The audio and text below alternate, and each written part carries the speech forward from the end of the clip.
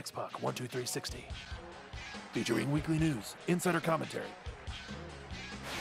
and interviews with superstars, past and present from the world of pro wrestling. A new day is dawning for DX. And now, your hosts, Sean X-Pac Waltman. Welcome to X-Pac 12360, everyone. A little bit later on, I'm excited to announce to you that we're going to be joined by the #1 free agent in wrestling today, in my opinion, the Super King of Bros, Matt Riddle. Yeah. He's also the Evolve champion. Yeah. I think he's got some other hardware that he carries around too besides that. He's just the bro. He's the man. Yeah, I'm a huge fan of Matt's because, I mean, as we'll find out a little bit later when we talk to him, like, you know, I've known him since he started. And I always like to say I knew that was going to happen. This is another one of those. It's another one of those cases. I knew this was all going to happen with him. It wasn't even that long ago. Not even maybe 4 years. Yeah. I mean, it's been quick. 3 years. Yeah. So, like, I knew when I saw him, like, at the Monster Factory, this guy's going to be best in the world material. Like, I knew it right then. What was it? Just his Just charisma? couldn't tell. No, it wasn't just that. It was the stuff like he was doing already, and the things that how he was putting the matches or the moves together, and you know. Is it all the almost little kind of in-between like? shit. Is it almost kind of like when you mentioned when you watch Ronda Rousey? She's doing things that it takes some people 10 years to learn. It's kind of like the Matt Riddle kind of X Factor. A little, not quite. Because, like, okay, what I was observing with Ronda was facial expressions and just like next level selling that you don't really know how to do, and you know, until years in, you know, and so it's like I didn't get to see that stuff from Matt in wrestling school, but I did get to see a lot of just incredible ideas. You know, and the way his mind works, and the way, like, okay, different ways of putting things together in the ring, and you know, he had a lot of studs to work out with. That, like the guy Bill Damiana, who he's actually visiting right now, doing a wrestling camp with. That guy was a national champion, and he came out of the Monster Factory too, and a few other guys. Like they had some, like I said, some real studs come out of there that. Anyways, so a little bit in a few minutes we're going to be joined by Matt. But what do we have? Let's talk about a couple little things that are going on in wrestling. Well, first of all, on Monday Night Raw, Stephanie, Triple H, and Vince McMahon made a huge announcement that completely blew everyone's mind. Everybody was talking about it on Twitter. It is going to be WWE's first all-women's pay-per-view, Evolution. It's going to be October 28th in New York. They're going to have at least 50 women, pretty much from all the brands on the show. So obviously they brought out the whole entire roster out there. And of course, when they made the announcement, everyone was so happy. And of course, everyone's excited about this because, as we know, WWE has been pushing forward, trying to make grounds and, you know, do more things with the women. And I think this is a huge step, hence the great title, Evolution. And so when Stephanie was announcing this, and she was like, then, now, and forever, and so.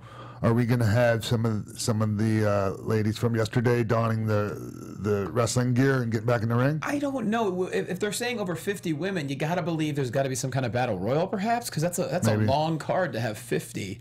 If I remember correctly, I remember them mentioning Trish Stratus and Lita specifically in at least one of the press releases. Beth Phoenix as well, I believe. Yeah, but I could see those three ladies being able to get in there and you know, and do like.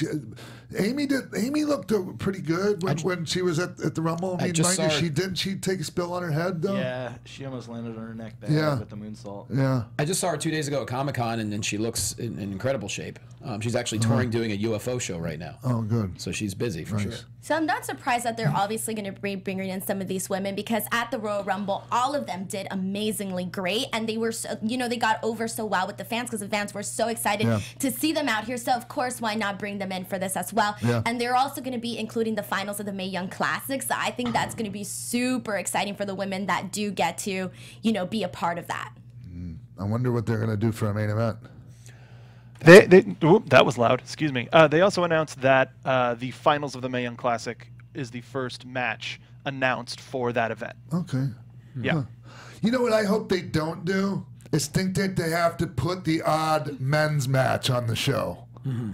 You know what I mean? Like the cool down match kind of thing? Well, just like, just in case they can't draw, that kind of shit. You know what I'm talking about? Yeah. Yeah. I mean, Nassau I don't think they would do that.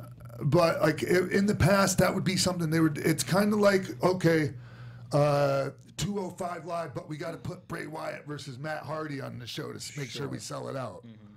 You know what I mean? That's what I'm hoping that we don't see any of that shit here. I almost feel we won't, just because, like, if you recall during the first Money in the Bank when they had James Ellsworth get the Money in the Bank, there were so many people that were like, oh, but why did that happen? Mm-hmm. So I almost feel like because they know that if they were to do something like that, people would be so overly critical of them. So I think they're gonna be like, okay, no. Plus they already have so many women that they're gonna want to include in the show. Like Johnny said, they're gonna have to do like some sort of battle royal or something where they include all the women. So would they use James in an intergender match? God, I hope not. This was something that I was. If they bring back like Santina or any of wrestlers that have kind of like cross-dressed and played other characters, I wonder about that. This is WrestleMania. Yeah. Nassau Coliseum, it seats 14,500. I think that's a guaranteed sellout for sure. As far as the main event, I guess it all depends on how the storylines play out over the next 3 months. That is something I'm curious about, is how, I'm guessing up until SummerSlam, and then after SummerSlam, they'll start building towards this pay-per-view, how they're going to divvy up time on Raw and SmackDown to push a whole women's pay-per-view and storylines all about. Don't forget NXT. Oh, yeah. Because all the women's titles are going to be defended at this pay-per-view. Yep. So. I wonder how they're going to pace the show and like different matches where they're going to put different matches and, to keep from kind of like, okay, if you have, okay, I'll use 205 Live, for instance, that's a certain style. And so every match is the same style on there sometimes. Mm-hmm. I mean, not always. Right. Because there are some 205 Live guys like, like the Drew Gulaks or guys like that and that don't, They grapple. Yeah. And thankfully, you know. But, I mean, it can be said that a lot of the ladies have really similar looking styles. And I, like, maybe, like, I think there's something to that. Like, like, maybe the ladies need to try to how do I think their best bet is booking it like an NXT takeover. From start to finish, those are pure fire. A lot of them are barely over 2 hours, and then maybe you throw in a battle royal, and then you have some special guest appearances. Yeah. I don't see it being a 4-hour marathon like the pay-per-views have been. I don't know about you guys. I guess what I was trying to say there is like, ladies to be able to stick out as opposed to just kind of blending in when it comes to the in-ring stuff.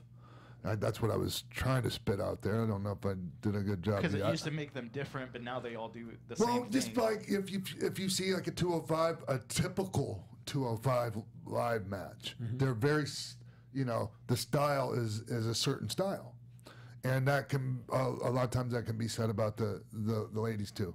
And I'd like to, I don't mean to box them all in the same box, but I just think that when you do a whole show, should be mindful of that type of thing. Of course. So then maybe they should get more creative with the storylines then in terms to build up the matches, so that way, if they are wrestling of the same similar style, they can at least have storylines that are different to help differentiate them from each other match. And I think that's going to be the cool part about this, because once obviously we get more information on who's going to be going against who and so on and so forth, we'll be able to get excited about the show, because I almost feel like they're not going to want to mess this up, because people are excited about it, because again, we get excited for whenever something's first. Yeah. And I do think, I know people have been saying Sasha and Bayley's been going on forever, but what we saw last night, in my opinion, I think is the beginning of their path towards a massive match at Evolution. So we have over 3.5 months to build. Sasha and Bayley. Yeah, that's and I see Ronda is on the advertisements, obviously front and center. I wonder what her participation is going to look like. She could be champion by then. We'll see. Yeah. But anyway, and I see Charlotte on there, and so it's going to be interesting. It's gonna be a lot of fun. Yeah, and I'm very excited and very happy for all the ladies out there that have worked their asses off to make this possible, and it's really like It's a huge deal and everyone knows it, but it's I don't think they understand just how big a deal it is. As far as that it's happening. First ever. That there's that vision was allowed to be made a reality. So it's pretty cool. I'm hoping we have all female refs, a whole female commentary crew. I think they said Renee is definitely part of the commentary team. Yeah. I hope Mike McGurk comes back to the ring announcing. That would just be amazing. That would be so awesome. Oh, geez. So awesome. Hey, so I guess is there anything else WWE related we need to talk to? We got Matt Riddle coming up, so yeah. So yeah, we'll save a couple of the questions for Matt, and but before we take a break and come back with Matt, Alex Shelley's retiring, and Alex Shelley, one half of the Motor City Machine Guns, and also Alex Shelley was my partner, and we won the Chris Candido Memorial Cup Tag Team Tournament in TNA. And then I no-showed the pay-per-view that I was supposed to team with Alex to get a tag title shot. So I had to throw that in there and ruin this. But that's how it happened. I felt so bad. Yeah, we're losing a great with Alex Shelley. Yeah. He was one of the few people when I first started watching Vet and TNA wrestling that made me go, there's an entirely different world of wrestling out there. And I was always a huge fan of his style. Sure. And really innovative stuff with the tag team stuff with Chris Sabin. And and the stuff he did in TNA and with Nash, the paparazzi stuff, he's a brilliant guy, man, and I hope he's leaving on his own terms. I hope he's retiring on his own terms, and I hope that if he feels like coming back, he comes back. But he did he suffered some sort of a knee injury in June, and I think that was around the same time that his contract with Ring of Honor expired. And, he says he wants to focus on his wrestling school, and I think that's super awesome because I feel Alex Shelley's one of those guys that has had, like we said, a great career throughout his life. And, I almost feel it's a shame that we didn't get to see him in WWE, but, I still think that the work that he did was incredible. I absolutely loved him with Chris Sabin and Motor City Machine Guns, actually one of my favorite tag teams. And if anything, I feel like their tag team is a little bit underrated. I think they deserve way more attention. They should be, talked about in regards like the Young Bucks get talked about, and I just think that, I'm saddened just because, as a fan, I'm guilty of wanting to see more and more and more. But at the same time, this is his decision, and I think it's super cool that he's going to go on and, impose his wisdom of wrestling upon others. Yeah. Well, they're the reason the Young Bucks got their job in TNA, because they wrestled them at PWG, and then they went back to TNA and were like, you guys need to hire these guys. There you go. Because we want to work with Generation them. Me. Yeah. So. Yeah. Well, Alex Shelley, definitely you made your mark on the wrestling industry, my friend, and thank you very much. And it was an honor teaming with you, and I hope you're happy in your retirement. And I hope you come out of it one day. There you go. So we're going to take a break right now. We're going to be back with Matt Riddle.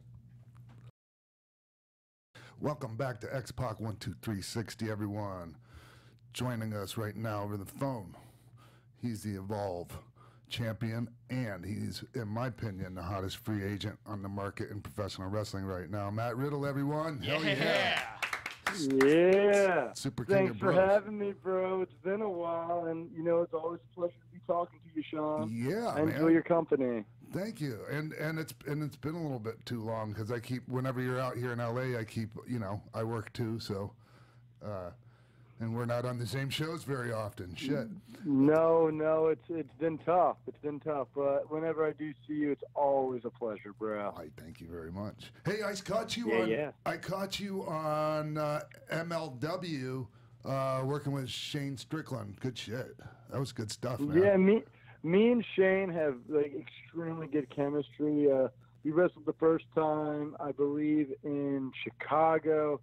Then we wrestled for Defy in Seattle, Washington, and then we've worked multiple times in Evolve. I'm actually wrestling him, I think, August 4th I believe nice. at the ECW Arena in Philly.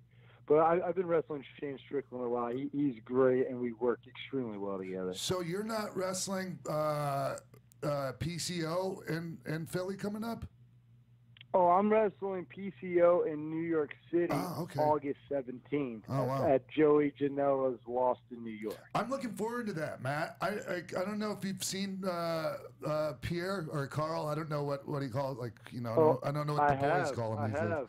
Yeah, but he's looking good, right? Match when he came back and he wrestled Walter at Joey Janela's Spring Break. Oh, wow. And I walked in the back and he was there, doused in sweat. I just beat up James Ellsworth. I had a great night. Nice. And and I see PCO and his chest is black. It's purple black from Walter belting him with chops.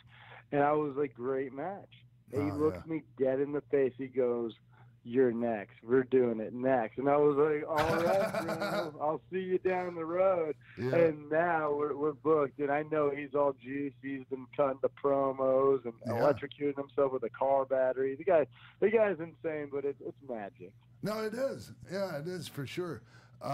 Hey, speaking of Walter, not to go off into talking about other people, but like Steve Austin called me the other night, and he was like, "Yeah, you know," like he was mentioning a couple guys, and he's like, "Who's this Walter guy?" So, like, I mean, he's how's it working with Walter? You work with him. I've seen you like work with him. Dude, I've wrestled Walter in like Germany, England, Canada, America. I've wrestled Walter all around the world. Walter's amazing. You know, like for guys like me and Walter, we like to make wrestling as real as possible. Yeah.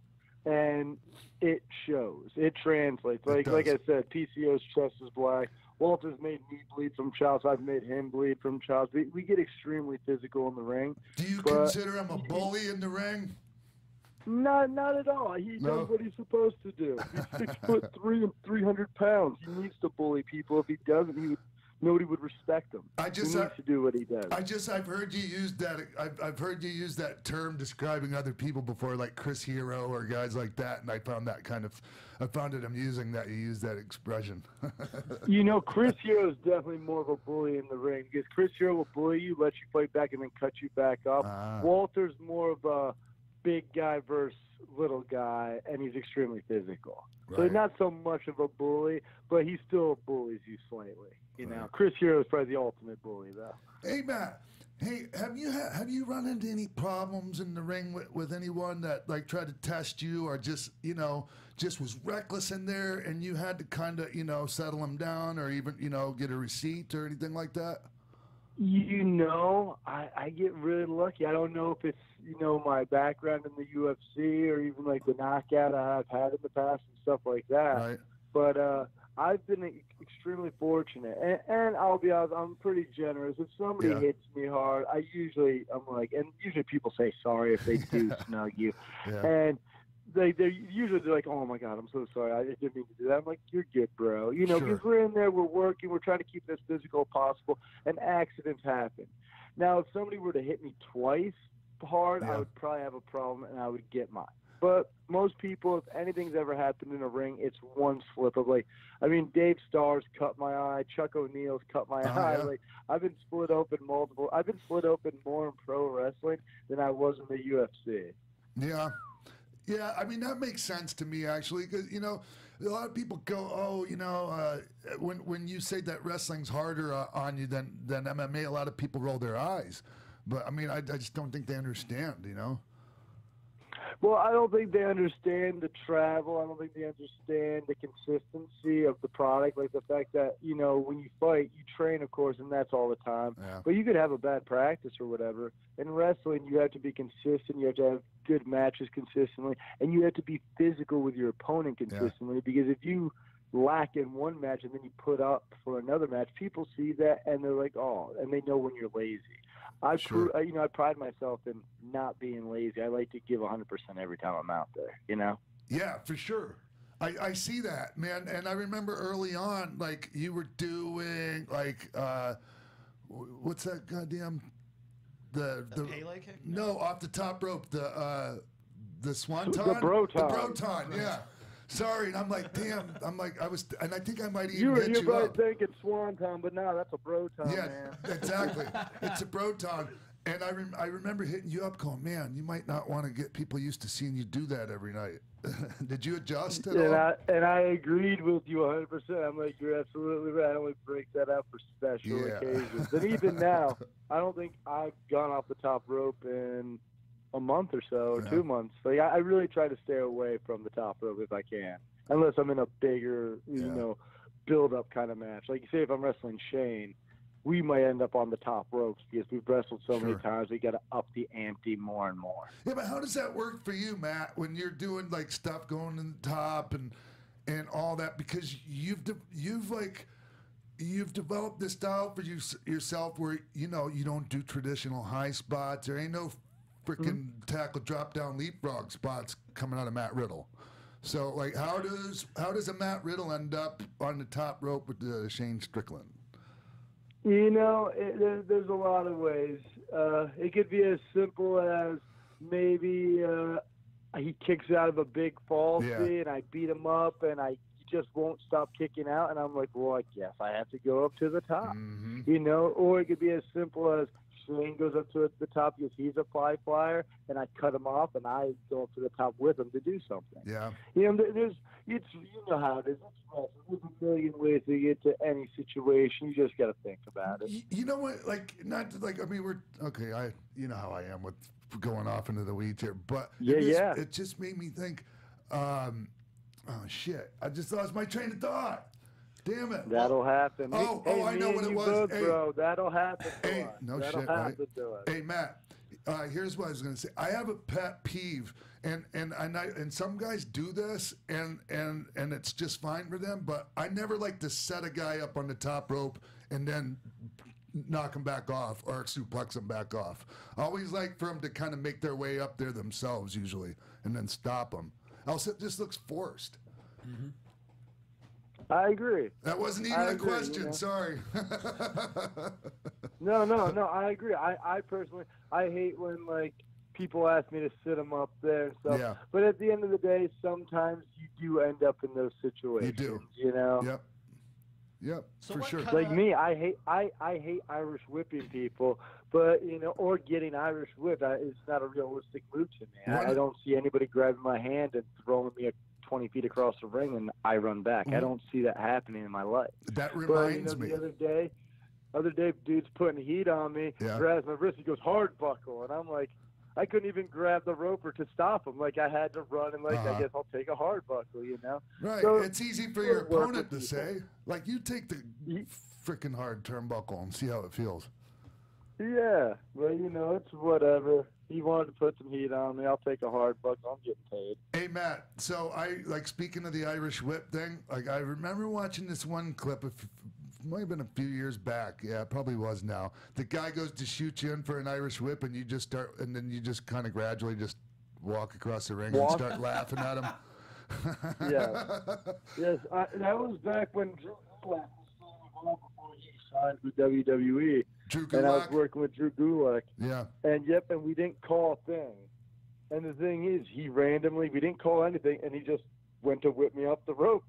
So I didn't know what he was going to call anyway. So I was like, I'm not going to run because I don't know what he's going to do to me. So I just started walking. I turned around and laughed at him. And the crowd went, you know, they erupted. Yeah, they did. And I erupted when I saw it. I'm not going to lie. So, I'm glad. Hey, that's what it's for. So I was visiting SmackDown tapings, and I had and so I had Drew on the show, and we were talking about you, right? Yeah, Catch Point.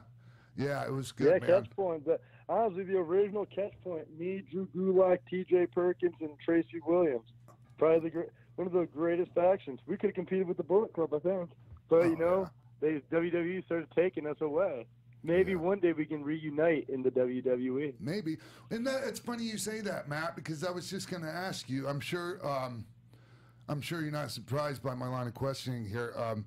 What's going on with your free agent status? WWE, New Japan, ROH. It's got to be a great position for you right now. I'm in a really good position right now. I work with Evolve on a regular basis, and they have a great relationship with WWE, and they also have, you know, they have relationships with other companies as well. Because Zack Sabre worked with us, New Japan, all that. And I've been fortunate enough to travel the world and wrestle with guys from New Japan, Ring of Honor, and you know, especially with Progress and still wrestling WWE guys. You know, it's just I'm in a really good spot. You know, the last couple of years, you know, you've helped me out a lot too. But you know, I've ran into some issues with my past and going further in this profession, and I was kind of like stuck in a spot. But from what I've gathered and what I've heard from everybody's at the point where they all want me. They're all willing to work with me. And I think they're all big fans of Matt Riddle. And I think it's my time to make the right decision, do it, and let's see what happens. You know. Nice.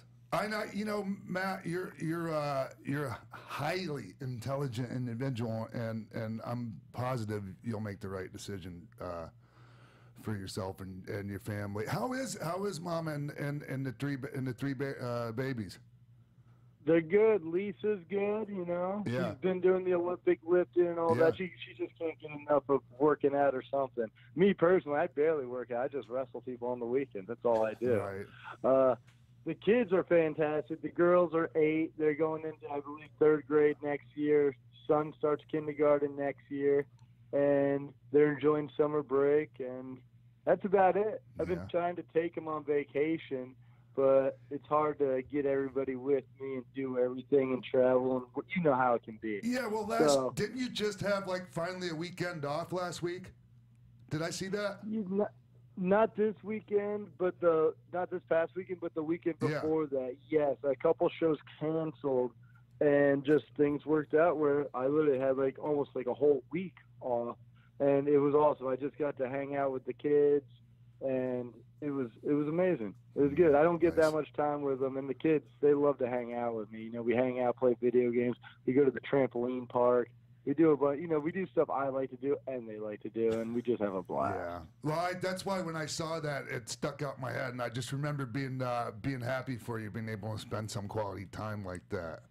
So, hey, thanks, Matt, I appreciate it, dude. Hey, Matt, so, like, just, you know, speculation here. Like, just say you ended up in NXT. Who are the guys that you see yourself having like some solid, stuff with, you know? Well, you know, there's a lot. Most of the NXT roster I've had, you know, I've been in the ring with. Like, I had one match with Roderick Strong, which was great, and I would love to do something like that again. I've wrestled Kyle O'Reilly all around the world, from Ireland to the U.S. to everywhere. Like, I would love to do that again. Adam Cole, the same. Aleister Black, or is that his name, Aleister Black? Yeah, I know he was Tommy End on the Indies, but I wrestled him only once, and we didn't call anything, and it was one of my favorite matches I've had, and I would like to do that again. Tommaso Ciampa, like, the list goes on. Ricochet, I mean, there's plenty of talent and fish in that pool for me to play with. I think it's just endless possibilities for great matches. And you know what's great, Matt, is, and it didn't seem great at the time, was when, because you went down to the Performance Center a few years back. And obviously you didn't stay at that point, and you know you can easily take that and be disappointed, and you know, let it like take the wind out of your sails, and really what that did was it did you a huge favor, man. Like, so you were able to go out and develop your style, develop your persona, like dial that all in, man, and I don't know if you'd have been able to do that.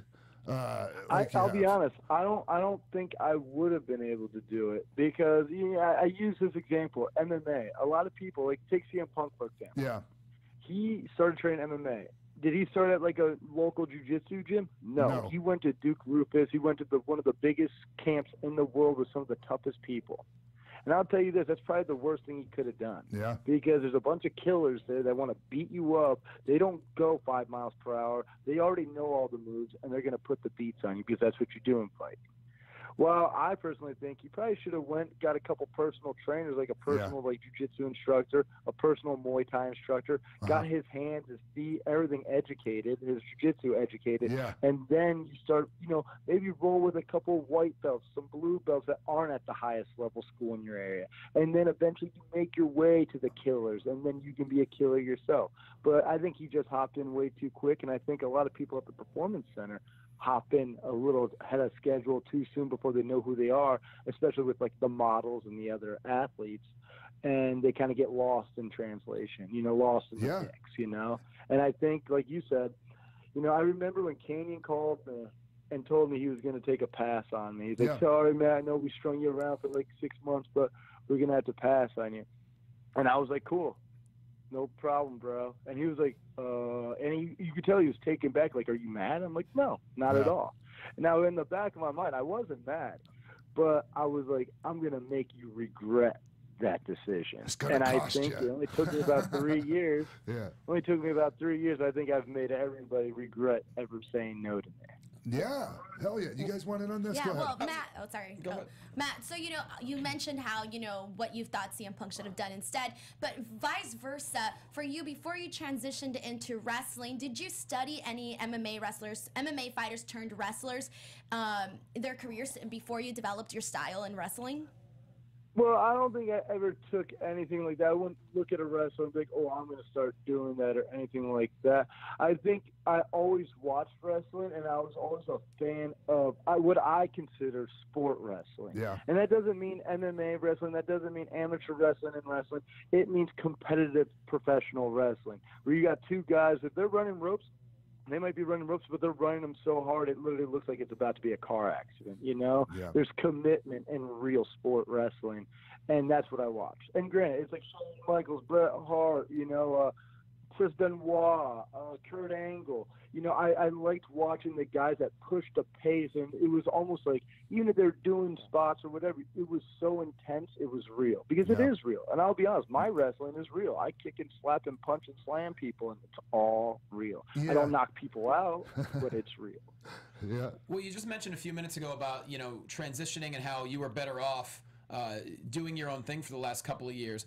What's the one or two things that stand out in your brain the most from, say you would have got signed a couple of years ago to where you went on your own, you went all over the world, different continents. What are the one or two things that stand out the most that you're glad you learned now, as opposed to, what you may not have learned by going to WWE a couple of years ago, perhaps? I think the biggest thing is, working the harder crowds. WWE crowd is a more generic, bigger crowd. It's a wider audience. It's a bigger product. It's everywhere. Well, when you wrestle in the indies, especially a PWG or even Progress, or or you're wrestling guys from New Japan and Ireland or whatever, you're held at a higher standard, and you had to wrestle a lot more competitively and better. You're not going to get away with a couple things. Like, you had to be one of the best wrestlers in the world to get booked all around the world at an indie level, because it costs too much money just to book random people. So. Right on.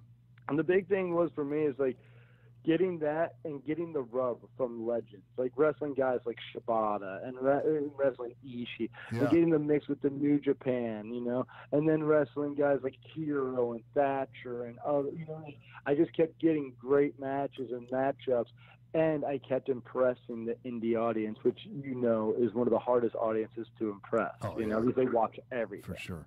Hey, Matt. I always hear this. People are like, oh, man, I hate wrestling in front of smarts.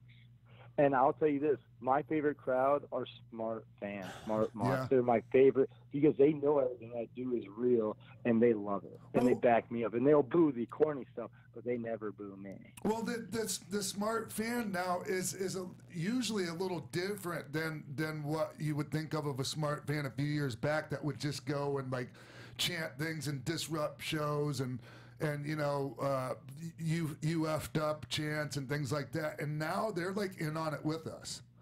Yes, they're part of the show. It's a much better place, I think. Yeah, for sure.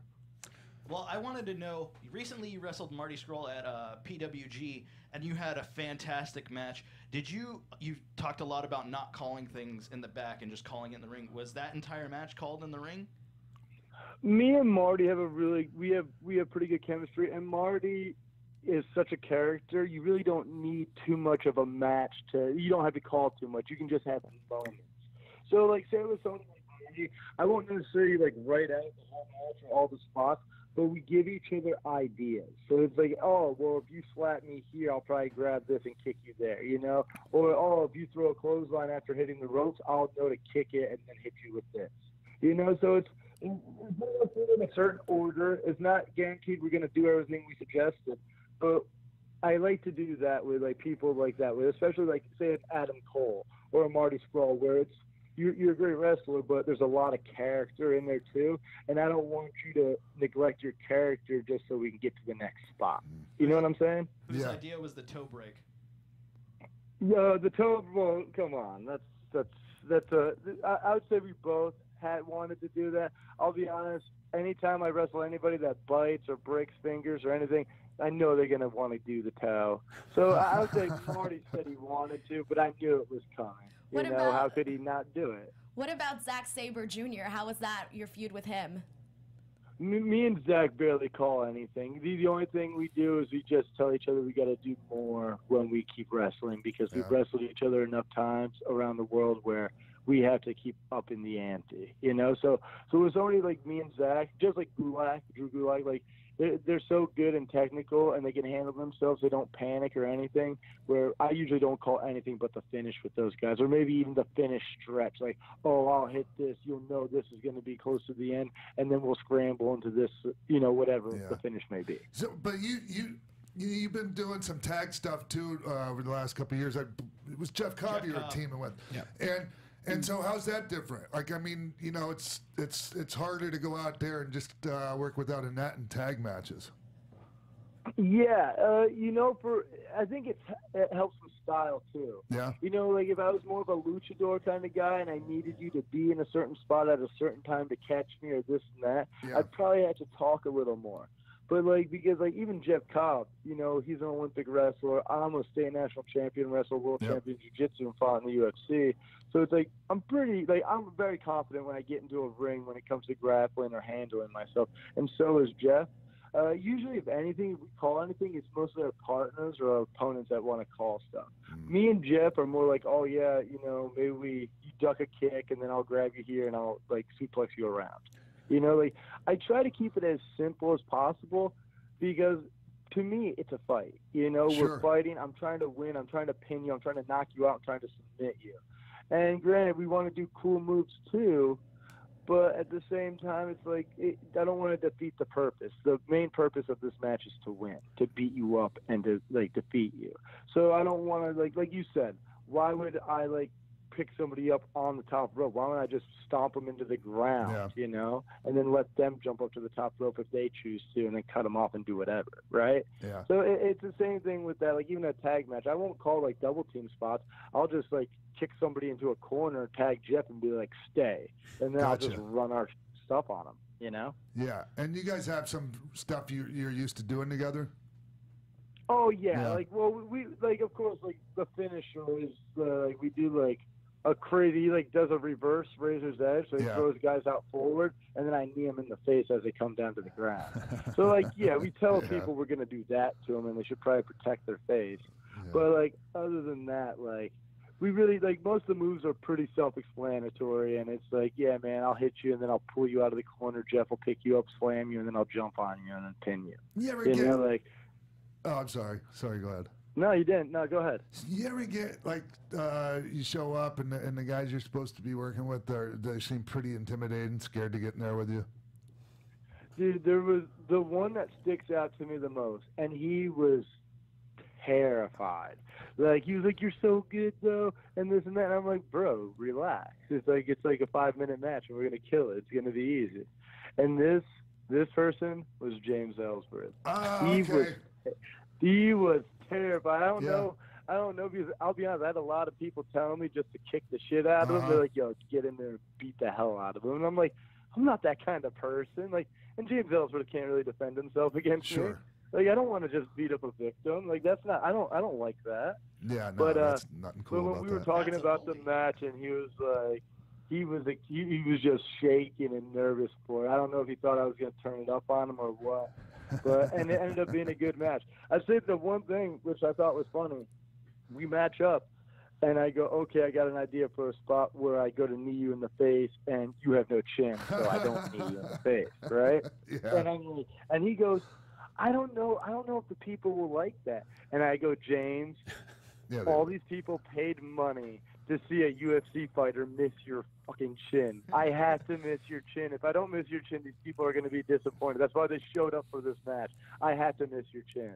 If I don't miss your chin, there's no point for us to be in the ring together. No shit. And then he's like, okay, and we did it. And, of course, it was the biggest pop of the match. We literally just stood there for a minute looking at each other while the crowd chanted he had no chin. What did he say to you afterwards? He thanked me for the match. He said it was a great experience. Thank you for not killing me. And, hey, are you available for this booking? I run a promotion where I live, blah, blah, blah. And I was like, oh, just hit me up. Oh, yeah. It never happened. I was already booked. I didn't do his promotion. But, yeah, you know, he seems like a nice guy. I think he's back in the WWE now, right? Yeah. Yeah, they brought him back. Yeah. So, you know, he got the rub from the bro, and he's back. Well, I'm glad we're talking about the realism and the psychological way you look at matches is so refreshing. You look at it's the art of sport wrestling, and clearly you're a perfectionist. Everyone can see that when they look at you in the ring. But being a perfectionist, there has to be maybe one thing that you still want to improve upon. Is there anything that pops to mind? I wouldn't say it's one thing. It would be everything. You know, I think I do a great job. I think my facials are good. My expressions are good. I think I have a great energy. I think I go from, like, super happy and nice and knuckle-bumping fans to stomping a dude's face and screaming and drooling and snarling. Yeah.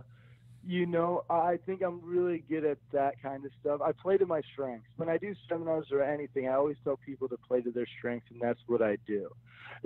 I'll tell you this, what I really need to work on is professional wrestling. You know, wow. If you saw my clothesline is not NXT worthy or New Japan worthy, but my MMA is. My wrestling style that I show to the world that I'm the best at is. You know, but I'll say this, like, I'm not doing the greatest crossbody off the top, but, you know, I'm not a tackle drop down leapfrog machine. You know, I can do the stuff, but it's not perfect. It's not as pretty as a Ricochet or a Will Ospreay, the best in the world that do it already. So I would say I have to work out my pro wrestling, you know, and, you know, I've only worked indie crowds. You know, hopefully one day I get to work with bigger crowds, and I know that's going to be a challenge. I need to learn how to work on TV, and I need to learn stuff like that. You know, the hard cam at an indie show is just a camcorder in the crowd, and I can work that pretty good. Yeah. Hey, so but I think things are different at a higher level. Do you think, say, like, okay, just say you show up in WWE, NXT, or whatever, your particular style, do you feel like you'll have to adjust it a little bit for, like, from going from the intimate crowds to the 20,000 seaters? I don't think I'll have to change it too much. The one big thing I worry about would probably be like the chain wrestling at the beginning, because I don't do a bunch of flippy divey stuff. It's more shoot holds. I think it'll translate great on TV. In person, it might not translate as well, but at the same time, I do still have exciting jiu-jitsu holds. I can still, like, hop on people's back with chokes and flying arm bars and triangles and stuff like that, you know. And I can still do all these submissions while standing, you know. So, I mean, I can still keep it, like, you know, pretty exciting with that. But I think they're going to have to be, like I said, I'm going to have to pick up a couple more probably pro wrestling tricks to throw them in there with the MMA, especially if I go to a bigger, you know, show like WWE that has a certain style. You know, I really don't want to bump and feed anybody 3 times. I really don't want to clothesline somebody or hit somebody 3 times and then slam them, because I think that's stupid. It's terrible. And I don't want anybody to do it to me, because I don't want to bump 3 times in a row for no reason. Yeah. You know, like, I'll let you hit me twice and bump on the 3rd one. That sounds pretty cool. Hey, Matt, does ring size, does size matter to you as far as rings go? I prefer bigger rings, more mat space, more room because I like the bigger ring because I can generate more speed and velocity when I do attack people, and I want to attack people. In a shorter ring, sometimes things get crowded, and with crowding, you know, it gets a little messy. But you've had to go, like, I know, you know, you've done quite a bit of stuff in the UK, and, like, you know, so, I mean, the ring sizes vary over there, but they can be pretty small. So. Yeah, I mean, I've wrestled in so many tiny rings. I've wrestled in rings that have no padding; they're just wood. I mean, I'm surprisingly, I've done a lot in the short amount of time. But you know, you work around that. It's stuff like, for me, like one of the first things in wrestling that was super important was ring positioning. Yeah. Because you have to have ring positioning for it. I don't care how cool your moves look or anything. If you do it in a corner, nobody sees it, nobody cares. You have to have ring position. If you can run all the spots, but if you don't know where to start the spot, so you don't end up in the ropes, who cares? So like, you can even watch, like if you watch some of my matches, you'll see when I'm about to do a certain spot and we're about to dip, dive, and leap and roll. I'll move to a certain area, so by the time we're done, we're in the center of the ring and we finish right there. Oh, nice. Awesome. Well, I guess my last question to you would be, are you surprised at all the great things that people have been saying about you and your wrestling career? You know, I don't know. Like, I'm really happy. Sometimes I'm taken by it, and like, I'll be honest, I'll start tearing up, and I'm like, I can't believe anybody thinks I'm that good at anything. It makes me really happy because I've worked really hard, and I've been, growing up as a kid, you always want this stuff, and you just never know. You work hard, and you keep your fingers crossed. And then when you get opportunities and then they get taken away from you, like I was supposed to be in New Japan last November for the tag league, and then they swiped that underneath me. And then like WWE had that tryout and everything was good, the background check, and like, oh, it might be an issue. I waited months and then that was taken. And it's like, so, and it's just like UFC, like 4-fight win streak, I'm doing pretty good. You failed a drug test, you're fired, bro. Right. And I'm like, oh no, I got to tell my wife this. So it's like, I'm extremely happy. I love the fans of professional wrestling. Like, honestly, my life has never been better. I've never been happier. Things are moving smoother than ever. I've never been this busy. I literally travel the world nonstop. And like I said, I'm extremely happy. And I can't, like, in MMA, I don't even think if I was an undefeated champion, I would get the love and respect that I do in professional wrestling from the fans and the people I work with. Yeah. It's an awesome place, and I think it's an awesome time to be in this business. It is, man. It is. It's a great time. And Matt, it really is. I'm so happy. And man, I've known you. I don't know how long you had been going. Had been going to wrestling camp when I first met you, but I've known you since pretty early on, man. And you've known me literally from like the first couple of months I started training. You knew me when I still had short hair. Yeah, that's right. Yeah. That's right. Yeah. And I've been growing the stallion hair out for a minute now, bro. You knew me when I had nothing. Well, when I first met you, you had this beard going, and your hair was a little longer, and then I come and then it was short. No way, a beard? You're thinking I can't grow any facial hair, bro. I got I can grow hair on my Adam's apple. That might have been Billy. I was mistaking you for Billy. Yeah, you were thinking Billy's facial hair. Anyway. My head. Yeah, but what I'm getting at is, man, I've seen the things you've dealt with and like the work you've put in and staying the course and all that. And man, it's so cool to see you in the position you're in now, man. And I'm so happy for you. And I'm really grateful you took a couple of minutes more than a couple of minutes now to come on the show today. Thanks, man. No worries. I want to bring up one thing. Please. Billy's in the room. You do know you officiated my first ever loss in professional wrestling. Oh, yeah. I did. I tapped out to Billy Damiano while you were the special guest referee in a submission match, and Billy tapped me out with a sharpshooter. That was BS, man. That was BS, man. Hey, that was hard work. Man. Hey, that was hard work. It was hot in there, and man, you guys had to work extra hard because hot. It's hot in there. The asbestos ceiling. Yeah. That place it's a brutal place to just train and wrestle. And what made it even harder for you guys was the stipulation of it that it had to be a submission match, and so you couldn't do false finishes. It was really tough, and you guys busted your ass. Dude, I think that was my second match ever. Wow. Yeah. Yeah, it was damn good. Second or third. I blame the referee. Anyways. Oh! Yeah, no shit. But, hey, so Matt, anything that you want to plug before we let you go? Hey, I want to thank you guys for having me on the show, of course, Sean. It's always a pleasure to talk to you. the record, off the record, on radio, off radio. I love it. I enjoy my time with you. Twitter, you can find me at Super King of Bros. Instagram, Riddle Bro. Facebook, Matthew Riddle. I'm the dude with belts that looks good without my shirt. Hell yeah. That's me. Hell yeah. Super King of Bros, Matt Riddle, the top free agent in wrestling today, everyone. Make some noise. Yeah. Thank you you so guys. much for your time, man. Have an I really awesome appreciate day, it. man. You too, bro. Thanks for having me. All right, everyone. Well, wow. Well, before we get out of here, if you want to find us on social media, Sean is at The Real X-Pac on Twitter. Use the hashtag XPac12360 anytime you want to talk about the show. Sean has some upcoming dates this weekend. He'll be at the Fortune Bay Casino in Tower, Minnesota. There's an NWO reunion with Scott Hall, Kevin Nash, Eazy-E, Eric Bischoff, Heavy on Wrestling. He'll be tagging with Eric Cannon. Check out heavyonwrestling.com for more information about that. In August, on Saturday, August 25th, Pro Wrestling Tees has a meet and greet. Fan Appreciation, Customer Appreciation Day. Sean will be giving, no? I'll be at Pro Wrestling Tees August 25th. Pro Let's Wrestling just Tees leave it August at that. 5th, and we have the first ever X-Pac 12360 live podcast at the Bootleg Theater in downtown LA on August 29th. Yeah. More information to come about that. Yeah, is there any info for tickets yet for that? Not yet. Just check out the Bootleg Theater. I'll be there tomorrow for bar wrestling, and I'll find out more information for next week. Awesome. Cool. All right. Well, Denise? Yeah, you guys can find me on Twitter and on Instagram at _ Denise Salcedo.